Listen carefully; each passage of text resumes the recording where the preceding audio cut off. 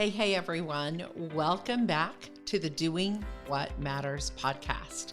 I'm your host, Teresa McCloy, and I am excited, as always, to be back with you, the podcast listeners. And if you haven't noticed, here on the Doing What Matters podcast, we do a lot of conversation about living life differently, really living it from a place of rest, not rush. And we have conversations with people who are also choosing to live life a little bit differently. Many times they've made a transition from one kind of lifestyle into another, meaning they've decided that they would really rather live from their own rule of life and do some changes along the way that might be helpful for them in that rule of life. And so I want to explore both of those things. I want to talk today on this episode with you about the rule of life piece, and then where does behavioral change come into play in that. This topic is something that I recently actually presented and talked about at our certified coaches retreat. So 2 times a year, coaches that are certified, we call them coaches, they're using the content of the real life process in the work they're doing. Coaches, spiritual directors, consultants, speakers, we have all kinds of people that have been certified in our content and are using it. And we bring them together a couple of times a year. And we usually talk through in some deeper ways about some of these topics and these conversations. So today, I want to share with you kind of some of these ahas that I'm having.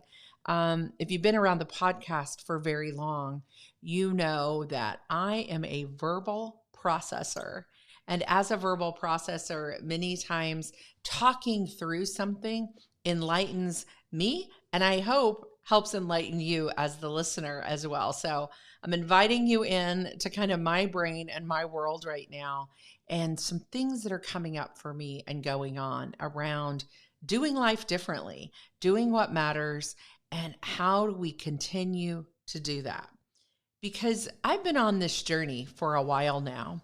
And as I walked on this journey of transformation, where God is taking me, what I'm continuing to learn and grow into, the path is always one I'm walking.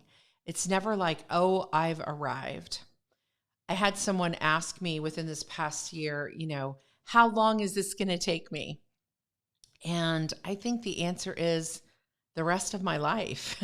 On this side of heaven, the rest of my life, I am going to be continuing to discern and sit with God in moments of like, what's next? What is my life to be right now?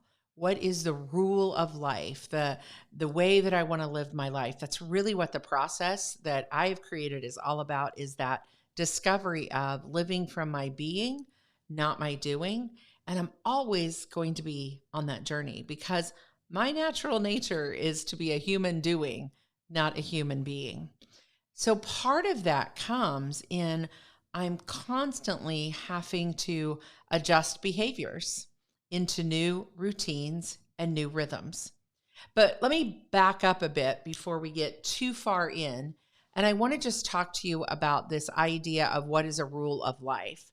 So a rule of life is an ancient term, and I've done other podcast episodes on what a rule of life is, how we practice a rule of life. So I'll reference some of those in the show notes so that you can go back and listen if you're like intrigued by the concept of the practice of a rule of life. But let me give you my definition here at the Real Life Process for what a rule of life is.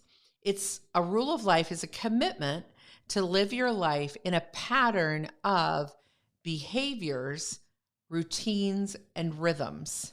So those are 3 words that I'm going to pull out as we talk today. Behaviors, rhythms, routines, and rhythms. It is crafted through discernment. So not decision making, but discernment, a little bit longer process in partnership with God as you consider the way God designed you and the values he's inscribed upon your heart.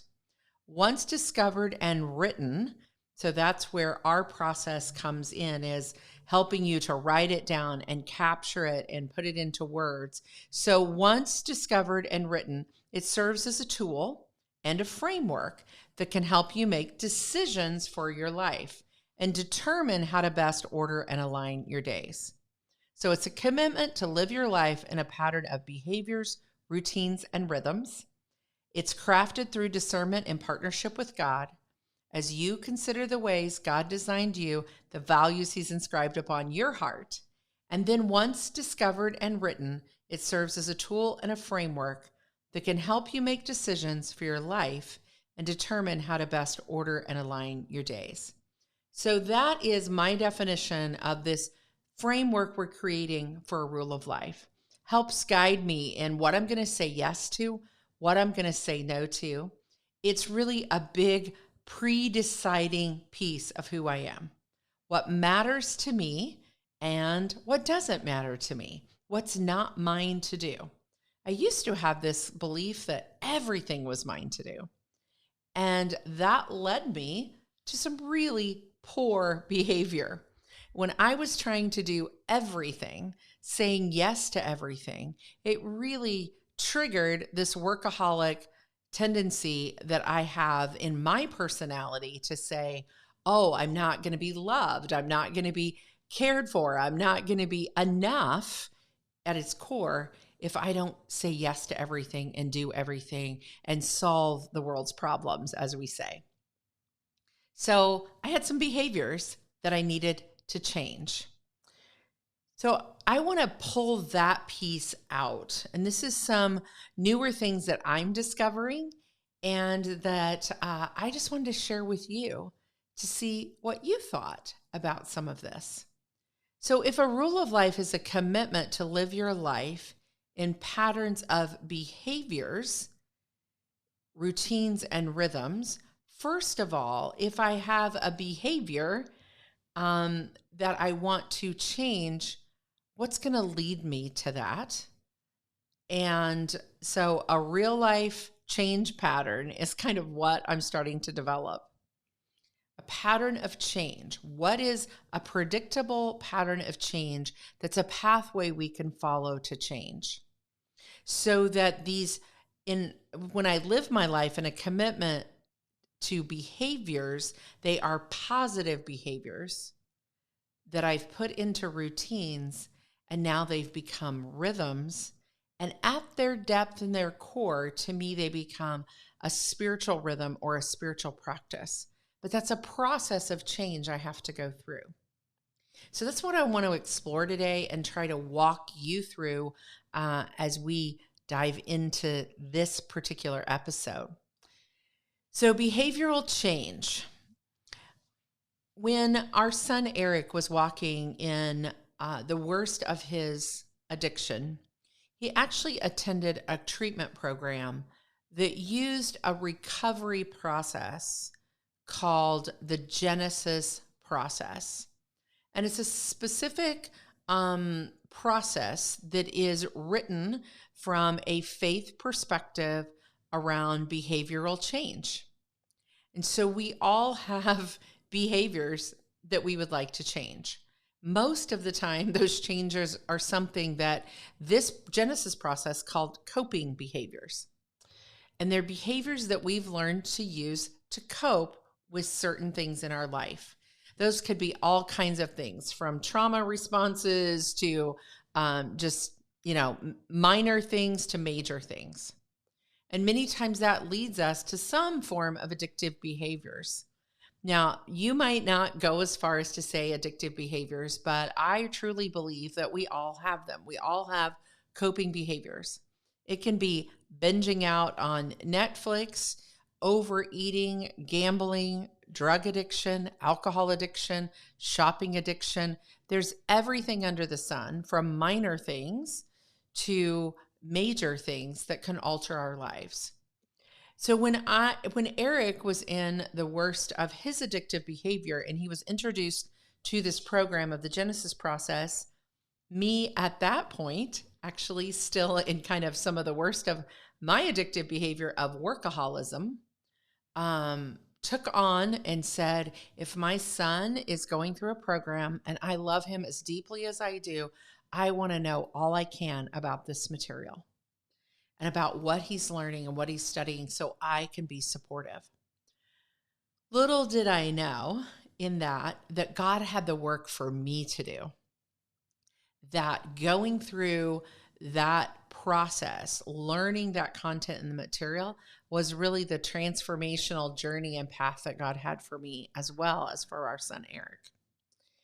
And it is a beautiful part and a beautiful thread of Eric's story that he introduced me to my own need for behavioral change. And to this day, I will always be in recovery, so to speak, of workaholism. I can still feel it rise up, as several other coping behaviors that I have as well. But that one was the greatest. That was mine.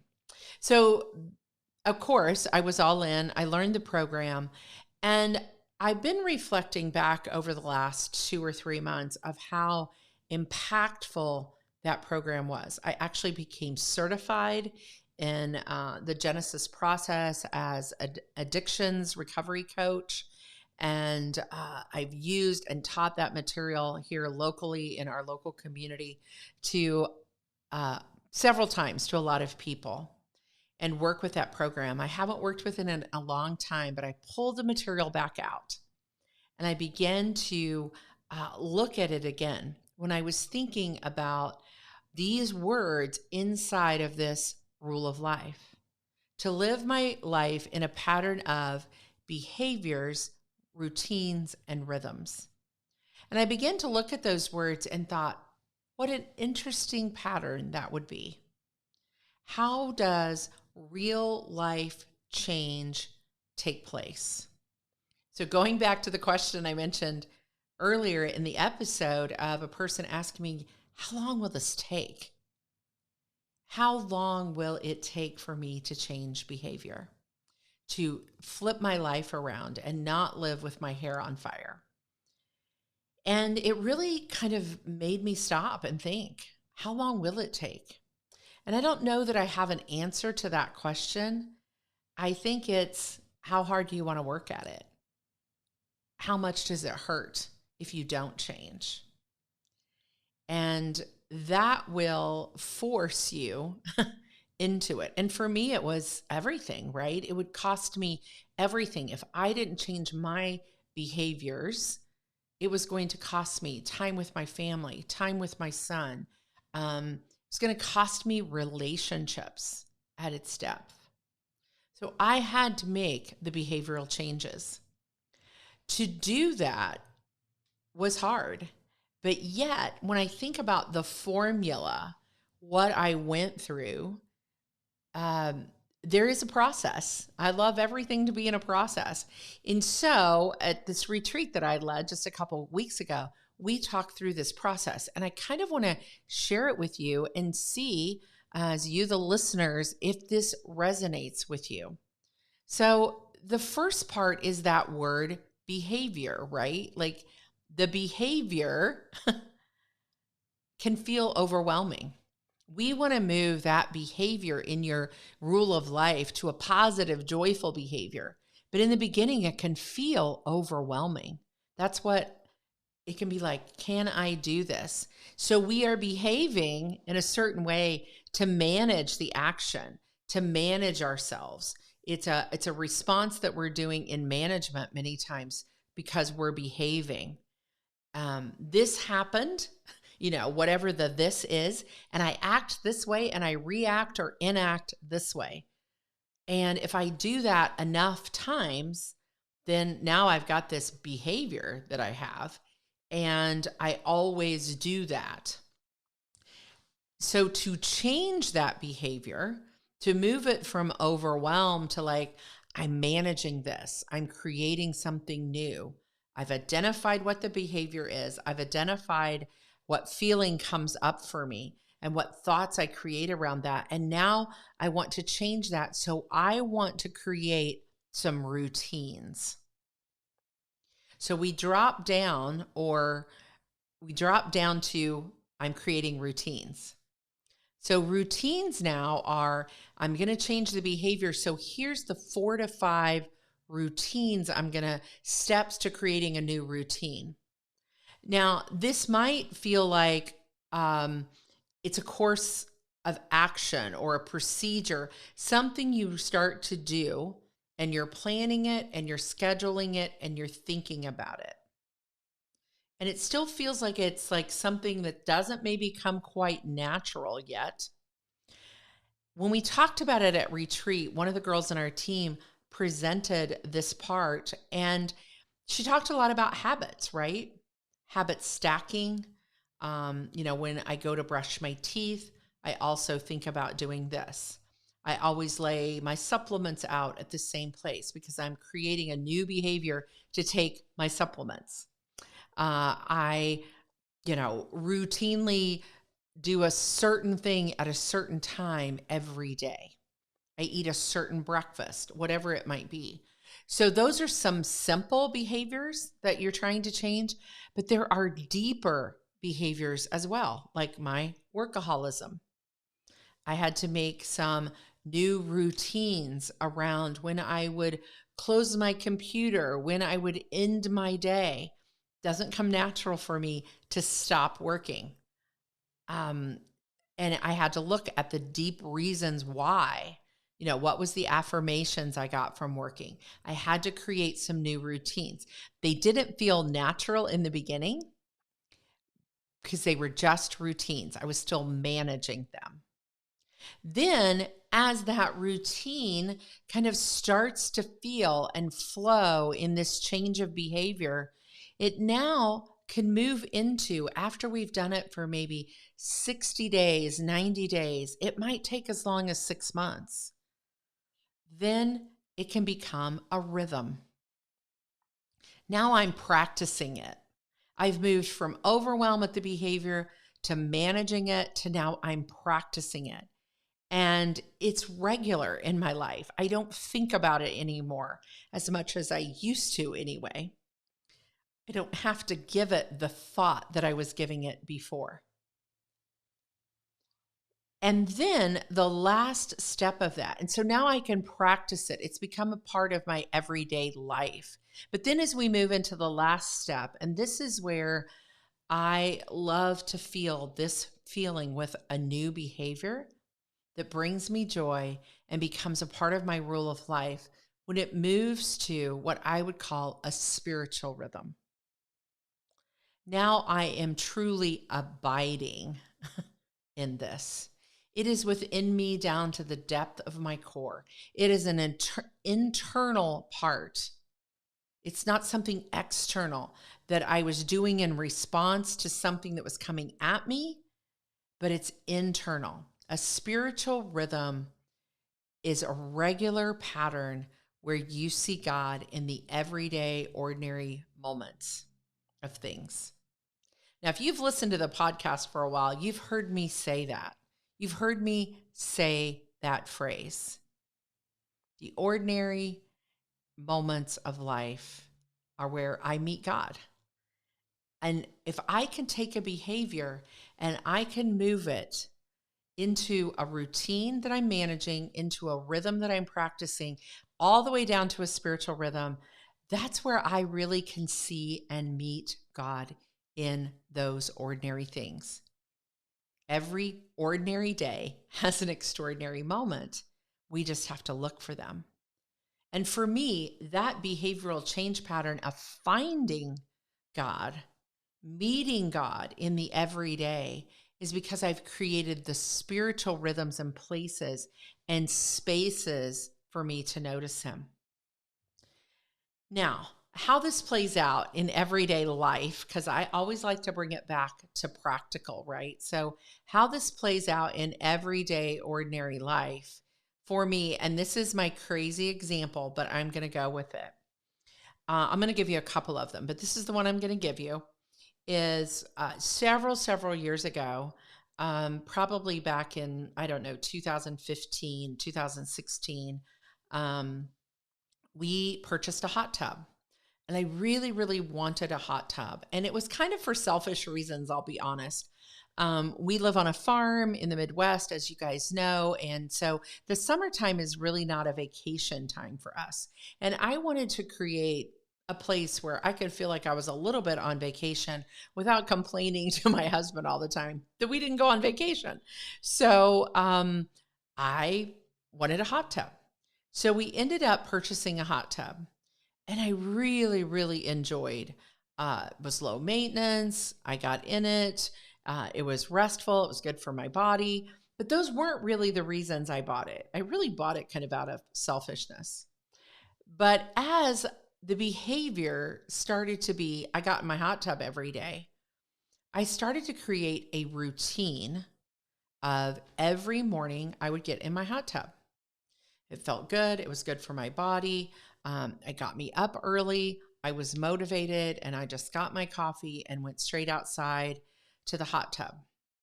And as I was doing that, it became a very regular routine. But I started to notice over the course of time that it was becoming a rhythm for me, that I was longing to be in the hot tub. Because the other reason I had purchased the hot tub was to slow myself down, to get myself off of technology, to start my day and end my day in a state of slowing and starting to see God's presence in those places. I actually remember the day that I was in the hot tub and I was looking around at the beauty of God's creation and really started to say, wow, this is kind of a sacred moment. This is a time for me where I notice the ordinary things in my everyday life. And this is a place that I do it from. I can sit there and see our farm, I can see our animals, the beauty of nature, the sun coming up, the sun coming down. It's just a beautiful space for me. And as I sat there, I could feel that sacred kind of connection. In fact, it's the first time I had the thought to capture something I call an everyday moment, an extraordinary moment of the day. And I've been doing that now for almost 1,900 days in a row. Not always from my hot tub, but I've been capturing a picture. And I started that practice about 6 months after our son passed away in 2017. And I was just like, there's got to be something good about today. What is it? And I remember being in the hot tub and taking my very first picture and capturing that moment. And I've continued doing that now. So I have developed a spiritual rhythm of abiding with God when I'm in the hot tub. Now that may sound crazy, but that's my story and I'm sticking to it. But that has become a practice for me. A spiritual rhythm that here's the full circle of this conversation. If I am not in my hot tub for too many days in a row because I'm too busy, quotation marks, then I know that I'm out of spiritual rhythm. And I'm longing and I'm craving for that. And I'm thinking, what am I missing in my days? Oh, that's one of my rhythms. I'm going backwards in my behavior cycle. I'm getting away from the rule of life that I wanted to create. Another one for me is actually driving to work in the mornings.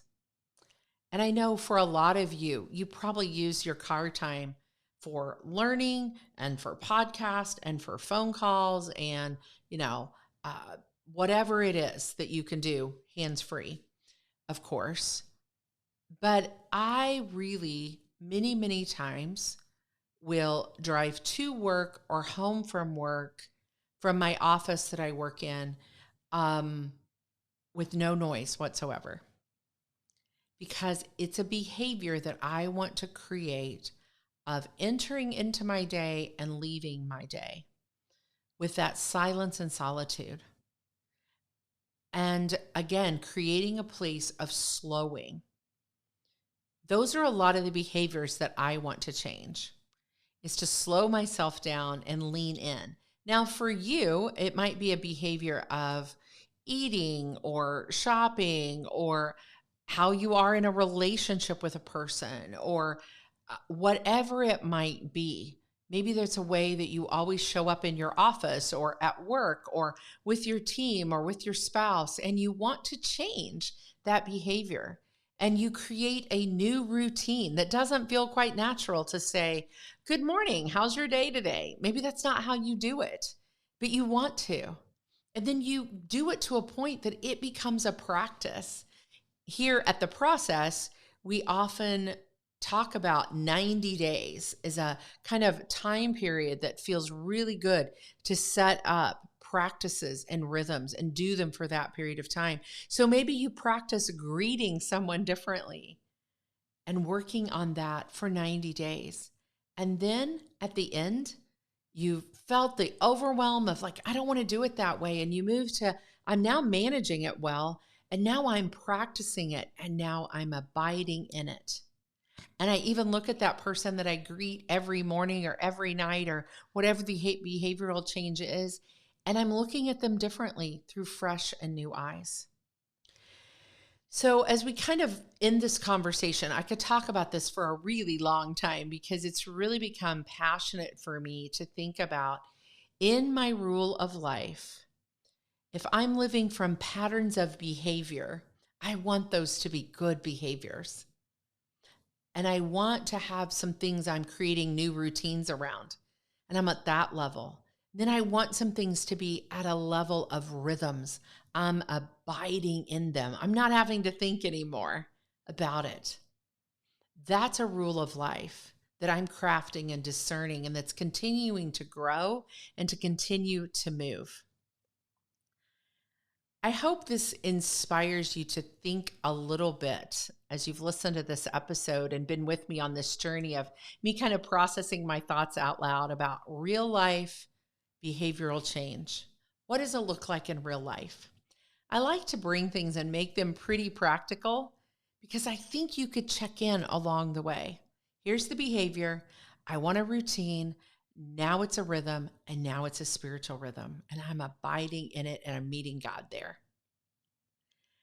I hope this gives you some things to think about, to chew on. This is the kind of thing we love to talk about. We love to grow in because I want my rule of life to be ever growing and ever changing to where God wants me to be. I always refer back to that Romans 12:1-2 passage because it's kind of my life verse. Take my everyday, ordinary life, my eating, sleeping, walking around life, and place it before God in offering. Don't know what the walk he has you on. Don't know what the behavior is you might want to change. But thanks for listening in today as we kind of unpacked this idea. Thanks for being along on the journey. Come back, listen in again. Be with us here in the podcast community. Connect with us. We're actually right now here in October of 2023 getting ready to launch our next coach certification. It launches on October 16th.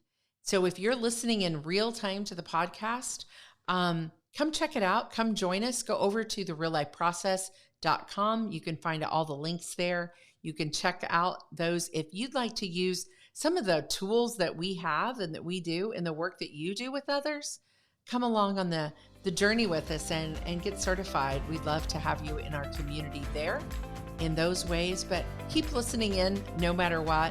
Thank you for joining us on this episode of the Doing What Matters podcast.